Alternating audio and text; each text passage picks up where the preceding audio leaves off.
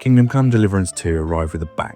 Massive hype, glowing reviews, and a medieval world so immersive you could almost smell the unwashed peasants. But now that the dust has settled, let's talk about the good, the bad, and the downright janky. I've been careful to avoid spoilers in this video. I'm sure many of you are still enjoying your first playthrough. Look, KCD 2 is a great game. Absolutely no question.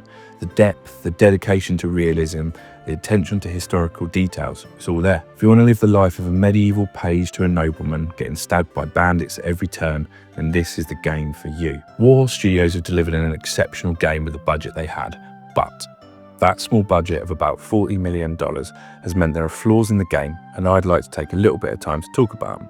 My intention isn't to knock Warhorse, but rather to highlight the downsides in the hope that we see some fixes in KCD 2 and improvements in KCD 3, which I'm sure has already been given the green light. So firstly, let's talk about graphics.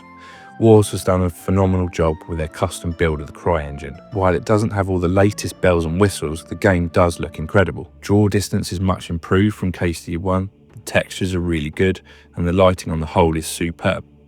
The negatives, however, bloom is still cranked up to divine intervention levels, and I'm hoping a future HDR update tones it down before I probably go blind.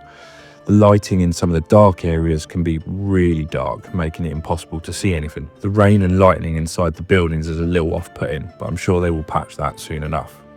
There are also some weird shading glitches where things like roofs flicker. It looks a bit like Z fighting, but I think it's probably just a dodgy implementation of shadows. I don't know. If you've got more in-depth knowledge, feel free to let me know in the comments. The mocap work is great, but seeing the same 30 NPCs over and over makes it feel like medieval cloning was a thing. With AI tech advancing fast, I'd love to see KCD 3 use it for more unique characters.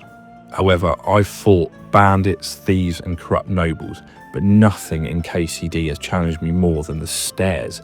Why do I seem to get stuck at the bottom of nearly every staircase?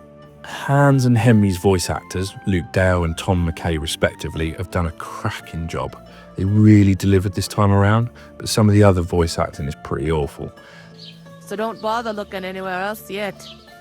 But otherwise, you can find work anywhere. There's only about 10 or 20 voice actors in total. Some of them try to do different accents, but it's pretty obvious it's the same voice actor again and again.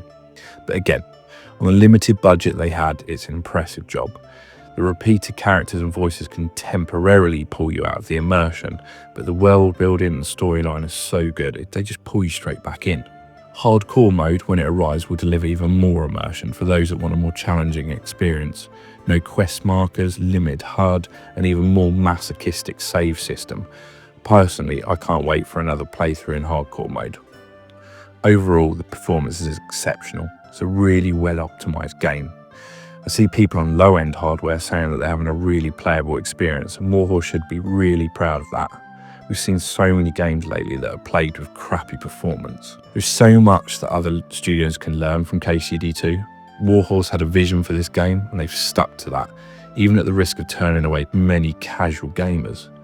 They haven't tried to please everyone, they've built upon the first game and learnt their lessons. Warhorse trusts players to figure things out instead of holding your hand like a AAA Ubisoft game. There's no copy-pasted go kill 10 wolf quests. Every quest in KCD 2 feels like it belongs. You can start a playthrough with the intention of heading to a neighbouring village, but get caught up in a side quest that takes like 4 hours. Unlike in other RPGs where crafting is just busy work, KCD 2 makes blacksmithing and alchemy feel like actual professions. There's nothing that says historical realism like spending 30 minutes brewing a potion that you could have just bought in town with the endless pots of money you have from the currently broken economy. KCD 2 is by no means perfect, but despite its flaws, it's special. The love and care that the devs put into this passion project, it really shines through. No other game delivers this medieval experience. I really hope that it wins Game of the Year, but unfortunately I think that Rockstar will probably claim that with GTA 6's release later in the year. So what's next for Kingdom Come? A trilogy just makes sense, right?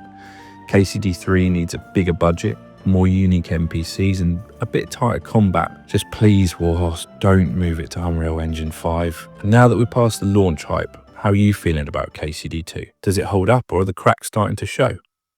Let me know in the comments, and don't forget to like and subscribe.